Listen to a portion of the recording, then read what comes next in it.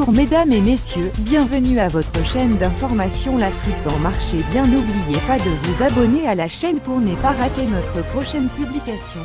Pour exprimer leur ras-le-bol, les manifestants anti-français ont déversé leur colère sur les intérêts français au Tchad. Le géant français des hydrocarbures, Total Energy en a payé le prix. Plusieurs stations-service appartenant à Total ont été vandalisées. Il s'agit de la station de Sabangali, de Ndjari, du rond-point double voie et aussi à Béché, chef-lieu de la province du Wadaï. Une station Total est saccagée.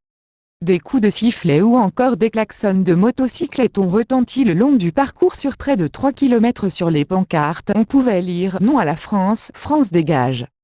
Des centaines de lycéens ont rejoint la procession, juchés sur des motos. Le cortège a même tenté de dépasser le rond-point où devait se terminer la marche, mais quelques tirs de grenades lacrymogènes les ont alors obligés à battre en retraite. Il n'y a finalement pas eu de prise de parole à cause de la cohue, mais le porte-parole de Wakitama se dit fier de la mobilisation. Mais Max Lohangar, ce qui s'est passé nous a fait chaud au cœur. Nous pensions que nous étions des illuminés, c'est la première fois qu'on a eu autant de ralliements. Il y avait des commerçants, des associations, mais vous avez vu aussi que peut-être que mes frères du Nord étaient plus nombreux que nous qui portons le pantalon, mais le peuple tchadien, dans son ensemble, était là.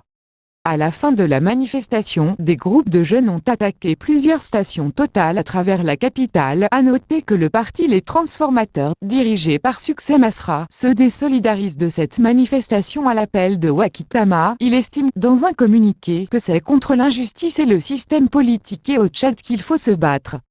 Comme il semble lointain, le temps de l'idylle entre la France et ses colonies africaines, le fossé se creuse de plus en plus et les velléités de rébellion des populations sont manifestes.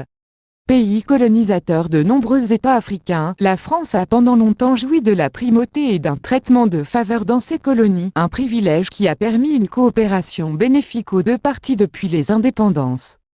Ces dernières années, avec la naissance d'une intelligentsia et l'éclosion des réseaux sociaux, une forte opinion contestataire s'est développée dans les États. Le Rwanda, le Mali, la Guinée, le Burkina, la République centrafricaine ont connu des mouvements d'humeur contre la France et mis à mal la coopération entre la France et l'Afrique.